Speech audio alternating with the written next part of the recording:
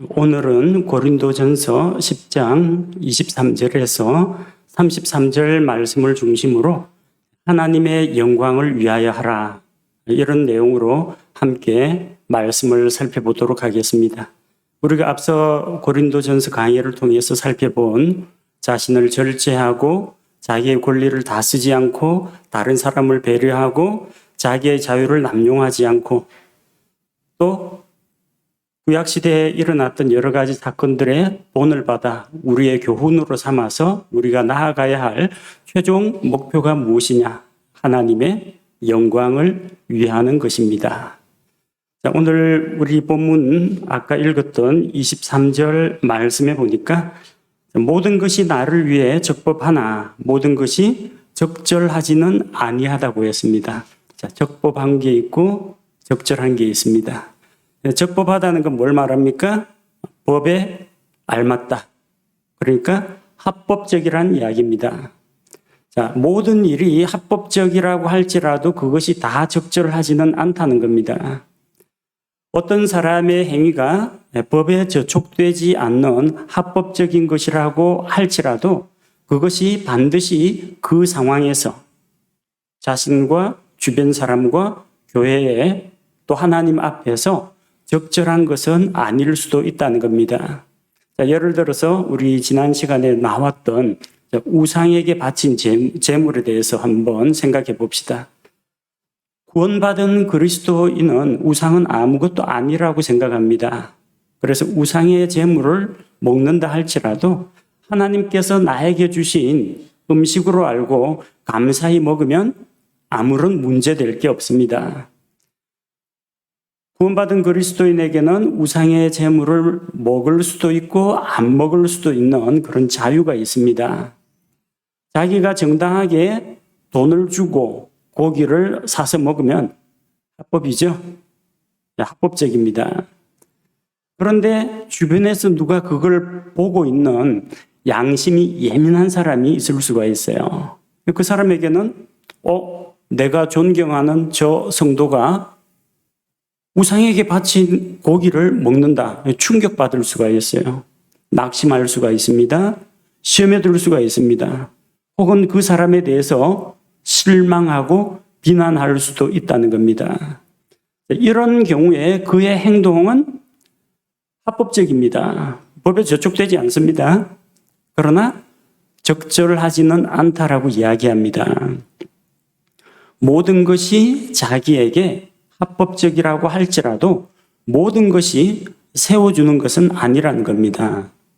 자, 세워주는 것이 아니다라고 했는데 뭘 세우는 걸 말합니까? 뭘 세워주는 걸 말해요?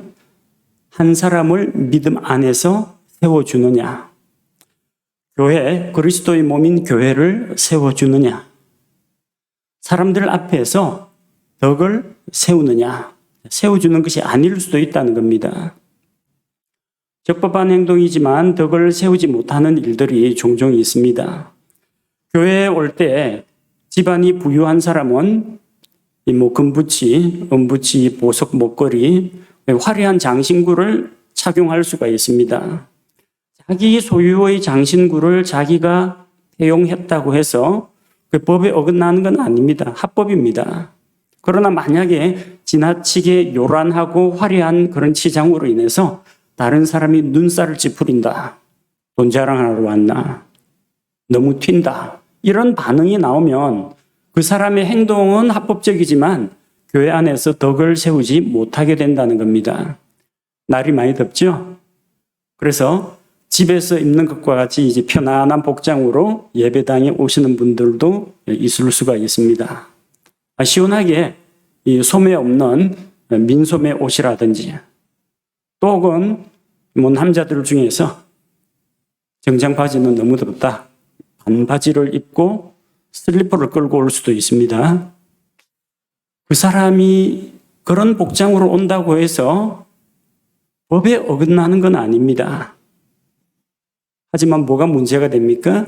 교회의 질서와 또 주변 사람 앞에 덕을 세우는 데 있어서 문제가 될 소지가 있다는 겁니다. 식당들 가운데 이제 펍이라고 했어요. 펍, 술도 팔고 음식도 파는 그런 술집이 있습니다. 대부분 점심에는 뭐 돈가스나 스테이크 같은 걸 파는데 저녁 때 되면 거기에 술도 같이 팝니다. 그런 식당에 그리스도인이 출입하는 것이 합법적이냐 아니냐. 그리스도인이 거기 가서 술 안 마시고 식사만 하고 나오는 것은 아무런 문제가 없습니다. 합법적입니다. 그런데 분명히 술, 맥주, 양주 이렇게 해놨는데 그 식당에 들어가는 것을 주변에 있는 다른 사람이 저 사람 예수 믿는 사람이라는 걸 아는데 누가 목격했다. 교회에 간 나오기 시작한 어린 신자가 그 사람을 보고 깜짝 놀랐다. 이럴 경우에는 문제가 될 수가 있다는 겁니다. 그리스도인이 노래방 가는 것이 가한가 불가한가? 자, 이건 옳고 그름의 문제는 아닙니다. 아니, 자기 돈 내고 노래 연습실 가서 노래 연습하다 나오면 아무런 문제가 없습니다. 뭐가 문제입니까? 이 노래방이란 자체가 불건전한 용도로 많이 사용된다는 겁니다. 이성과 만나거나 좁은 방에서 노래를 부르고 술을 마시고 퇴폐적인 이런 행동을 한다거나 이 세상의 어떤 세상적인 그런 노래와 유흥에 취하는 그런 공간이라는 겁니다. 그런데 그리스도인이 노래방 출입을 한다. 나는 양심에 거리낄 거 없다. 나는 거기 찾아가지고 찬송가 연습하고 나왔다. 그렇게 이야기할 수도 있습니다. 근데 주변 사람들은 뭐라고 생각할까요? 저 봐라. 예수 믿는 사람도 뭐 노래방 출입하더라. 도움이 불렀을지도 모른다. 술 마셨을지도 모른다. 여러 가지 이런 오해나 억측이 있을 수가 있다는 겁니다. 그러면 그 사람의 행동은 합법이지만 적절하지는 않다는 겁니다. 제가 미국에서 다니던 그 신학교 안에는 수영장이 있습니다. 근데 그 수영장에 남학생들이 이용하는 시간하고 여학생들이 이용하는 시간이 딱 구분이 되어 있습니다. 그리고 그 시간과 시간 사이에 또 중간에 한 15분씩 텀이 있습니다. 그래서 수영장 가더라도 남학생하고 여학생이 같은 풀 안에서 이 수영복 차림으로 만나는 일은 없습니다. 남자, 여자 다 큰 대학생인데 수영할 때 같이 수영하면 안 되느냐? 아무런 문제가 안 일어날 수도 있습니다. 신체 접촉을 안 하고 그냥 똑같이 수영장에서 그냥 수영만 하고 나올 수도 있습니다. 근데 뭐가 문제가 됩니까? 신체 노출이 심한 수영복 복장을 서로가 보게 된다는 겁니다. 그럼 이거는 학교 입장에서는 건전하지가 못하다고 판단해서 그렇게 시간을 딱 배분을 한 겁니다. 합법적이라고 해서 다 옳은 건 아닙니다.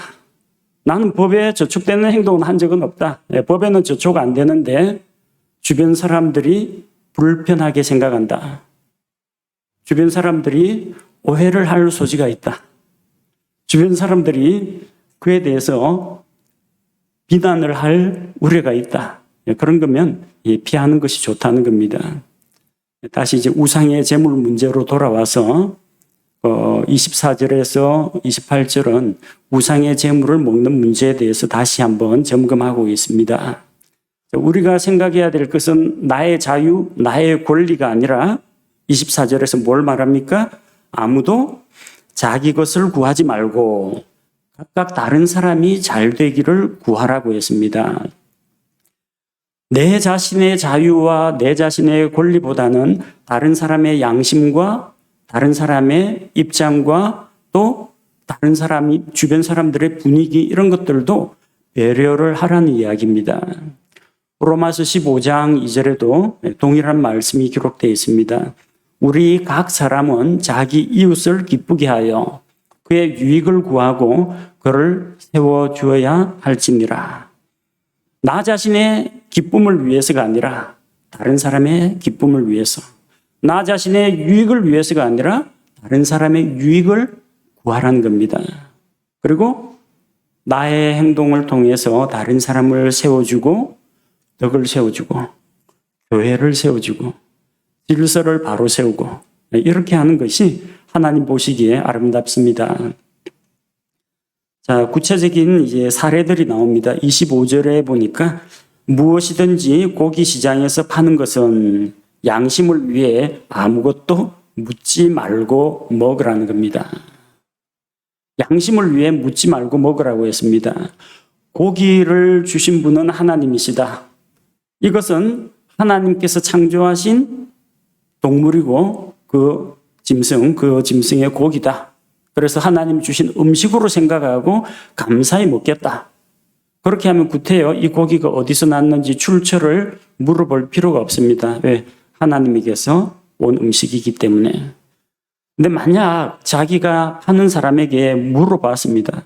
혹시 이거 신전에서 흘러나온 우상의 제물 아닙니까? 물어봤는데 만약에 그 사람이 맞습니다.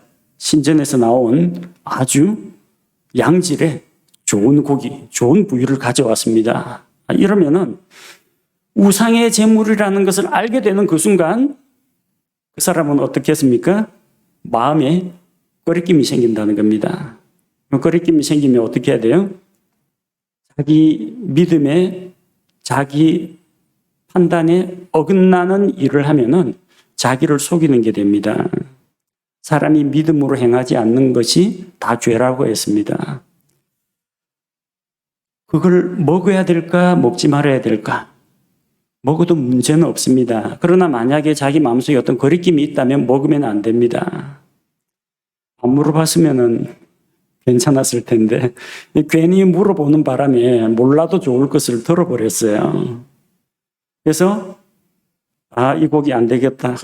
고기를 먹지 않으려고 하면은 고기 파는 사람도 민망하게 된다는 겁니다. 자기도 불편하고 또 그 사람도 이 사람 왜 이러지?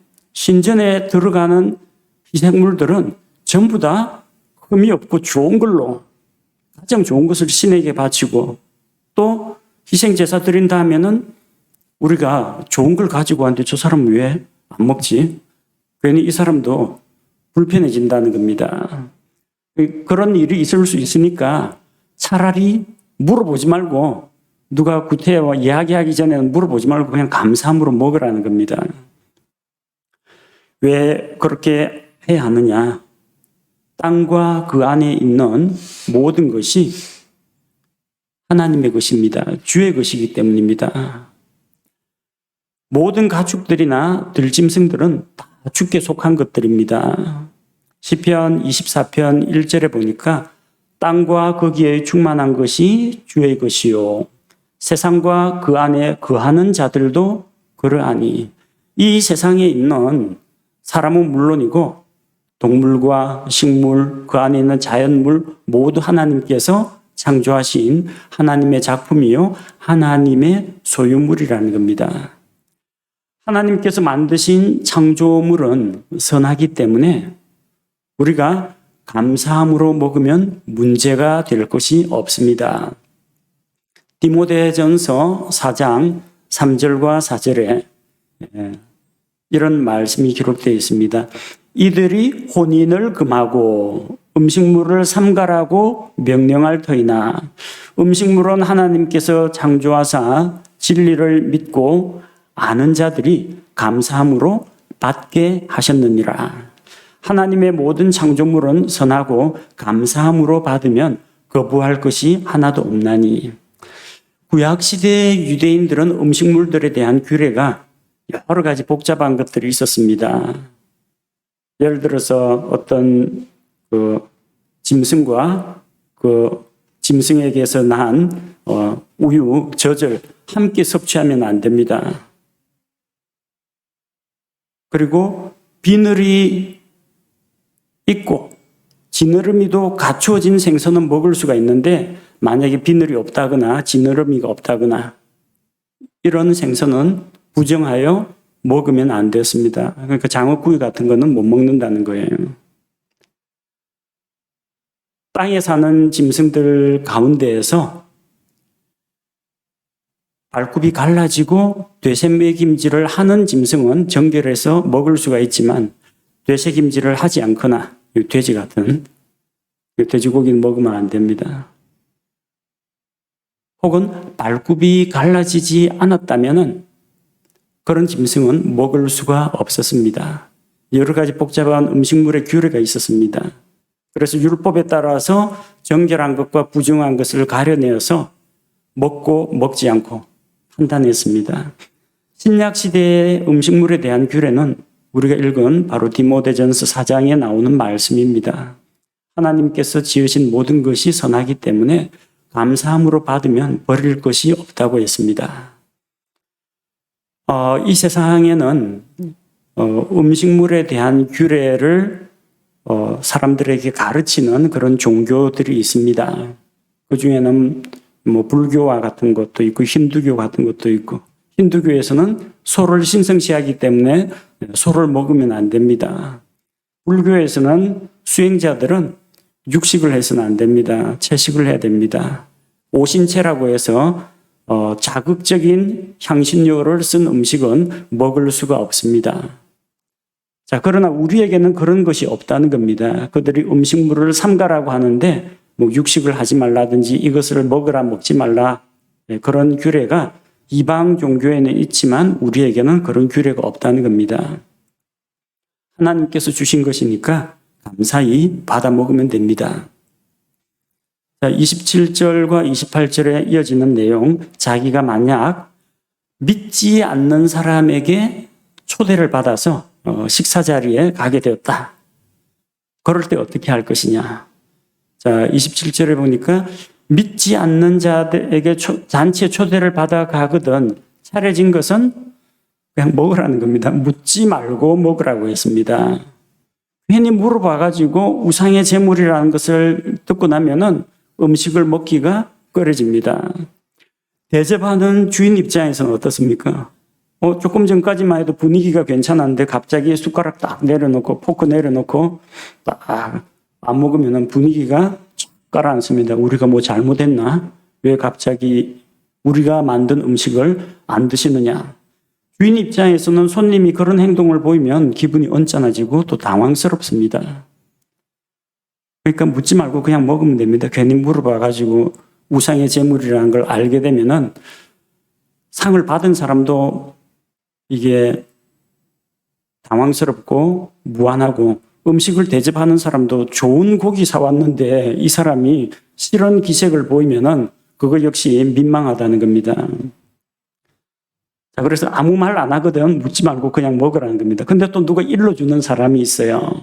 28절에 어떤 사람이 너희에게 이것은 우상들에게 희생물로 바친 것이다 하고 알려주거든.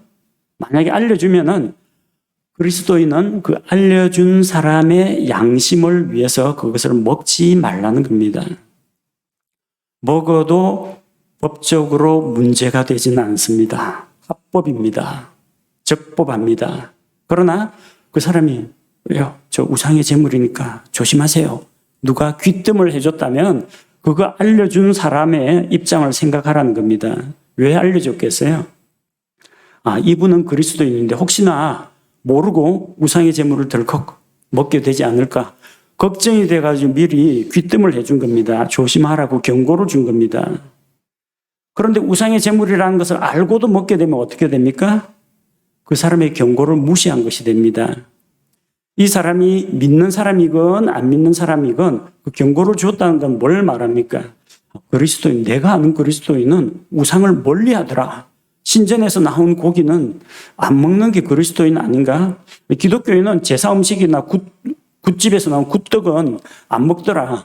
그렇게 알고 있는데 그 사람의 그 양심을 지켜주고 인정을 해줘야 되는데 난 그런 거 상관없어. 내 자유야 하고 먹어버리면은 알려준 사람, 그 사람의 경고를 무시하고 알려준 사람이 민망하게 된다는 겁니다. 그 알려준 사람은 자기가 알려줬는데도 그냥 잘 먹더라. 앞으로 어떻게 생각하겠습니까? 그리스도인들도 예수 믿는 사람들도 우상의 제물을 잘 먹더라. 제사밥도 잘 먹더라. 절에 가서 공양으로 나오는 그런 것도 넙죽넙죽 받아 먹더라. 예수 믿는 사람도 굿집에서 나오는 굿떡 그런 것들도 잘 받아 먹더라. 예수 믿는 사람이라고 별 차이 없네. 예수 믿는 사람들도 다른 종교, 무속 종교 다 인정하는 모양이네. 이런 식으로 생각해 버린다는 겁니다. 그럼 그것이 과연 그 사람에게 적법하기는 하지만 적절하겠느냐는 겁니다. 적절하지 못한 행동입니다.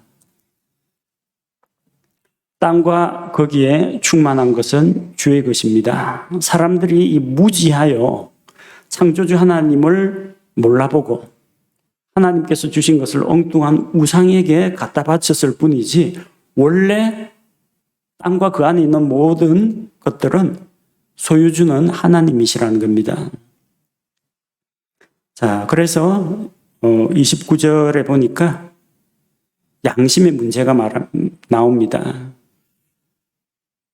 그 우상의 재물에 대해서 자기가 물었을 때 솔직하게 알려준 사람, 자기에게 미리 귀뜸을 해준 사람, 그 사람의 양심을 우리가 배려를 해야 하는데 29절에 나오는 그 양심은, 바울이 말하는 그 양심은 누구 양심이냐면요, 너의 양심이 아니라 다른 사람의 양심이라는 겁니다.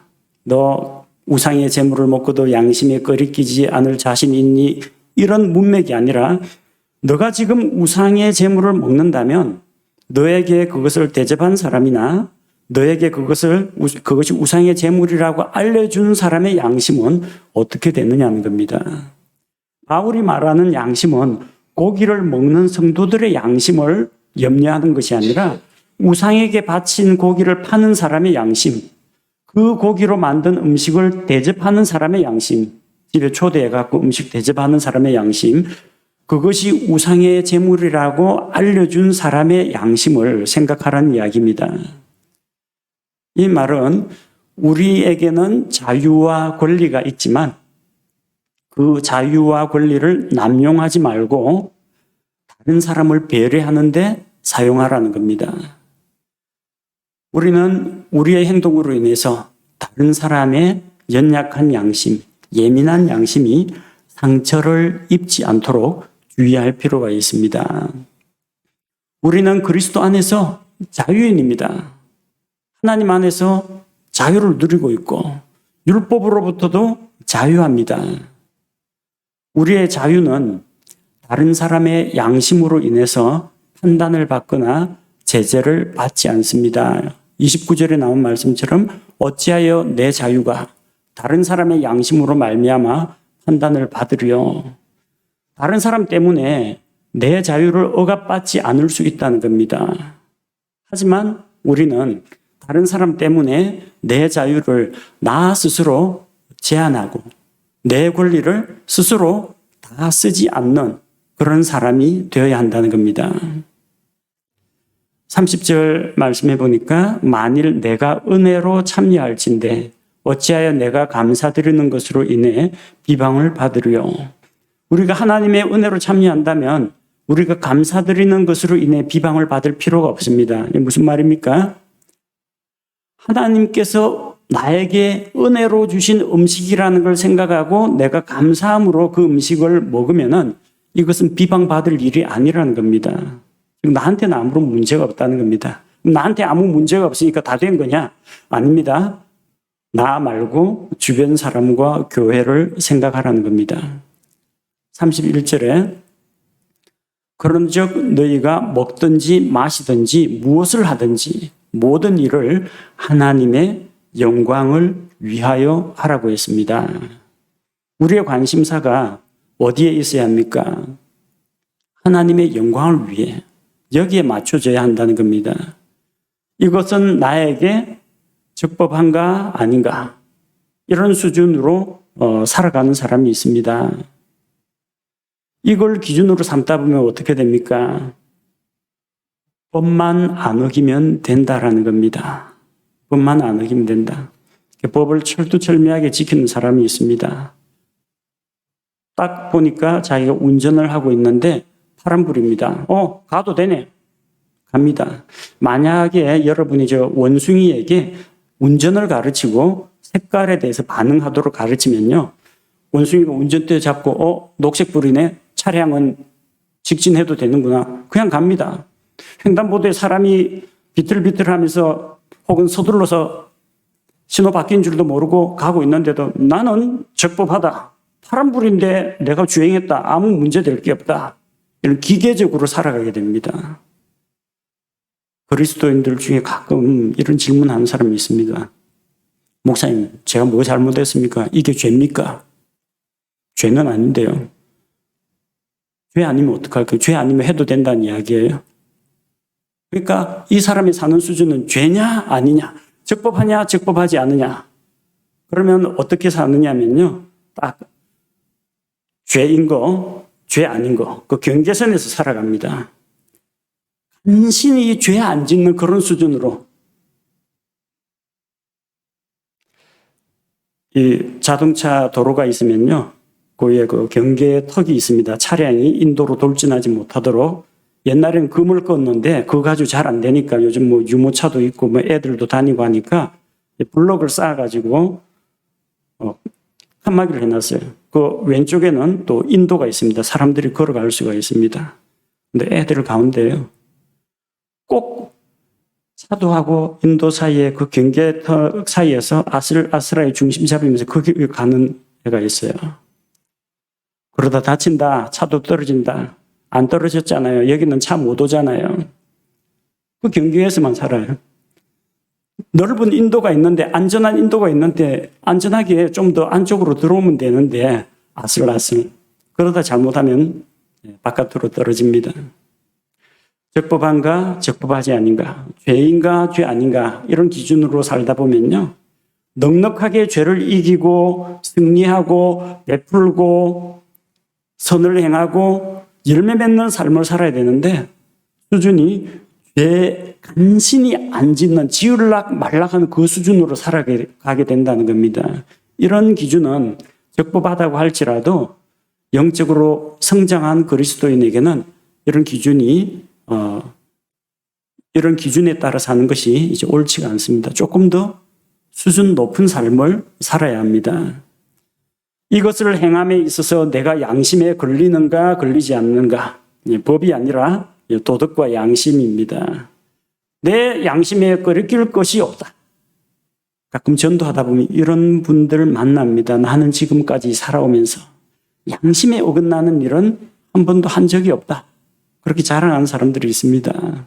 이 사람 기준은 뭡니까? 내 양심입니다. 내 양심. 그래서 자기 자신이 옳고 그런 걸 판단하는 기준이 됩니다. 내 양심. 하나님이 기준이 아니라 내 양심. 근데 우리 사람의 양심이라는 건요, 어릴 때 어떻게 교육을 받았느냐, 내가 어떤 습관을 가지고 있느냐, 또 내가 나 자신에 대해서 엄격하냐 아니면 관대하냐에 따라서 이 양심이라는 기준이 조금씩 흔들립니다. 그래서 내가 하는 건 괜찮고 남이 하는 건 못마땅하고 똑같은 건데, 양심의 잣대가 이렇습니다. 자기중심적이라는 겁니다. 내가 양심대로 살았다고 해서 결코 하나님께서 잘했다 하고 인정해 주진 않습니다. 우리 양심도 죄로 인해서 오염되어 있고, 그 양심도 이기적이라서 내 편을 드는 경우가 많기 때문입니다. 나에게 이것을 행할 자유가 있는가? 그 기준으로 살아가지 마십시오. 우리 자유라고 하면 얼마나 자유가 많습니까? 여러분 그 앉은 자리에서 다리 꼬고 턱 괴고 저를 바라봐도 제가 뭐라고 야단치지 않습니다. 근데 그게 올바른 말씀을 듣는 태도는 아닙니다. 자유가 있지만 이 설교자 주변에 앉아 있는 사람들, 그런 사람들도 배려를 해줘야 되지 않습니까? 이것은 이제 옳고 그름의 문제가 아니라는 겁니다. 옳은 일을 행하되 그 옳은 일이 정말로 하나님께 영광이 되고 다른 사람에게 덕을 세우고 나의 영적 성장에 유익한지 살펴볼 필요가 있습니다. 모든 일을 하나님의 영광을 위하여 하라. 예수님 믿고 참 많이도 인용하고 많이도 들었던 그런 말씀입니다. 하나님의 영광을 위하여 하라. 즉, 내가 하는 행동이 하나님께 영광이 되는가 되지 않는가, 나의 이 행동으로 인해서 하나님의 영광을 가리지는 않는가, 내 이 행동으로 인해서 하나님께서 찬송과 영광을 받으시는가? 그 관점에서 생각하라는 겁니다. 이것은 우리 생활 여러 가지 영역에 적용이 됩니다. 먹든지 마시든지 무엇을 하든지 하나님의 영광을 위하여 하라. 먹든지 우상의 제물을 먹을까요 말까요? 너가 지금 그걸 먹는 것이 하나님께 영광이 돌아가겠느냐? 너가 그걸 먹는다면 주변 사람들이 너는 물론이고 하나님에 대해서 이렇게 판단할 것이다. 하나님께 욕이 되지 않도록 하나님께 영광이 되도록 내가 하느냐? 마시든지 술을 마셔도 됩니까? 안 됩니까? 이 질문은 참 많이 받아봤습니다. 그리스도인이 음주를 하는 것은 괜찮은가? 똑같이 답이 나와 있어요. 당신이 술을 마시는 것이 하나님께 영광이 됩니까? 하나님께서는 당신이 힘들고 괴로울 때 술의 힘을 의지하지 않고 성령님을 의지하고 말씀 가운데서 위로와 평안을 받기를 원하십니다. 근데 당신이 술 마시는 게 하나님께 영광이 되겠습니까? 당신이 술 마시는 걸 보면 주변 직장 동료들이 보면은 다른 사람들이 당신을 그리스도인이라고 인정하겠습니까? 당신이 복음을 전할 때 그 사람들이 당신을 세상과 분리된 거룩한 삶을 사는 존경하는 그리스도인으로 생각하겠습니까? 이게 하나님께 영광이 된다고 생각합니까? 스스로 답을 내려보십시오. 무엇을 하든지 나의 이 행동이 법에는 어긋남이 없지만 과연 교회 안에 덕과 질서를 세우고 어린 그리스도인의 믿음을 세워주는데 이게 유익한가? 그런 기준으로 판단하라는 겁니다. 하나님의 영광을 위하여.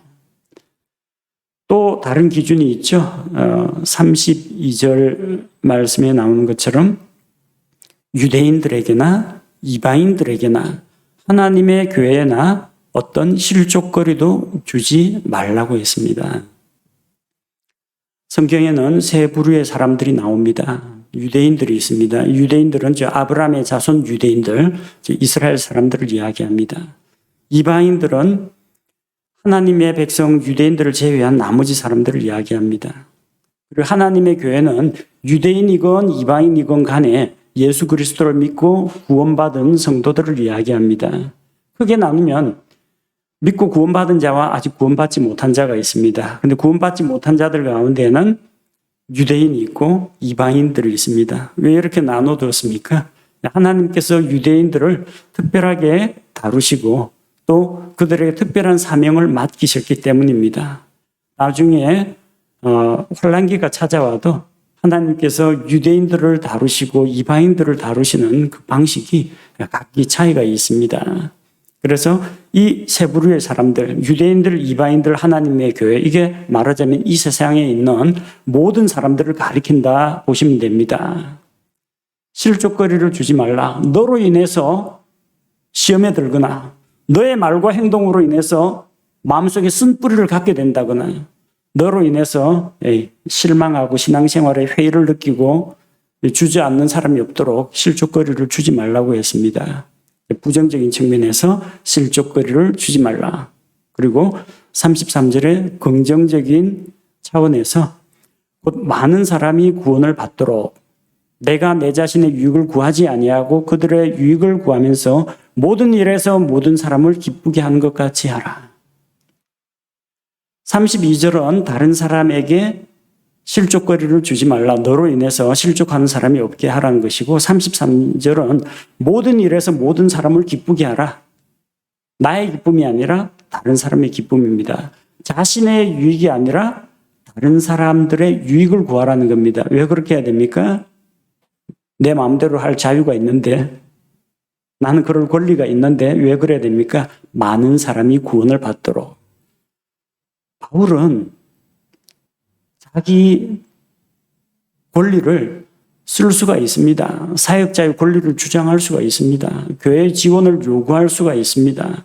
자기는 율법에서 벗어났기 때문에 유대인들의 격식이라든지 율법 같은 거 안 지켜도 됩니다. 그런데 그는 유대인을 만나면 그들의 전통과 관습 이런 것들에 대해서 서로 충돌이 일어나지 않도록 유대인들처럼 행동했습니다. 율법 없는 이방인들을 만나면 이방인들처럼 행시했습니다. 왜 그랬습니까? 내가 모든 사람에게 여러 가지 모습으로 이렇게 나타난 것은 더 많은 사람을 얻고자 함이라. 추종자를 얻고자 한 것이 아니라 사람을 얻는 것, 혼을 구원하는 겁니다. 많은 사람들을 구원할 수 있도록 이렇게 행하라는 겁니다. 우리의 기준은 분명합니다. 먹든지 마시든지 무엇을 하든지 내가 인내하고 절제하는 이유도, 내가 믿음으로 달리는 이유도, 내가 자신의 권리를 일부 포기하는 이유도, 내가 자유가 있지만 그 자유를 남용하지 않는 이유도, 우상의 제물을 먹을 수도 있고 안 먹을 수도 있지만 내가 그 상황에 맞게 행동하는 그 이유가 무엇입니까? 첫째는 하나님의 영광을 위해서입니다. 둘째는 나로 인해서 다른 사람이 넘어지지 않도록, 실족하지 않도록. 셋째는 다른 사람의 기쁨과 유익을 위해서. 그렇게 함으로써 많은 사람을 구원으로 인도하고자 하는 것이 하나님의 뜻입니다. 전체 말씀을 정리를 해보겠습니다.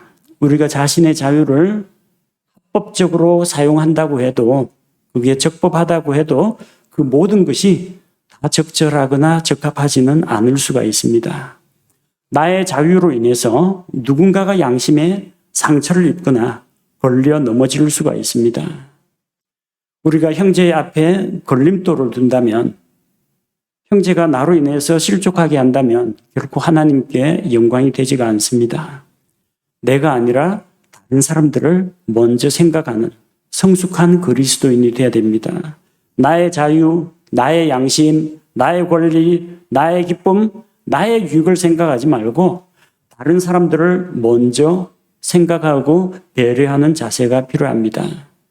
이렇게 함으로써 많은 사람들이 유익을 얻게 되고 또 그들이 하나님께 영광을 돌리고 그들을 구원으로 인도하고 또 믿는 자들을 그리스도 안에서 굳게 세워줄 수 있기 때문입니다.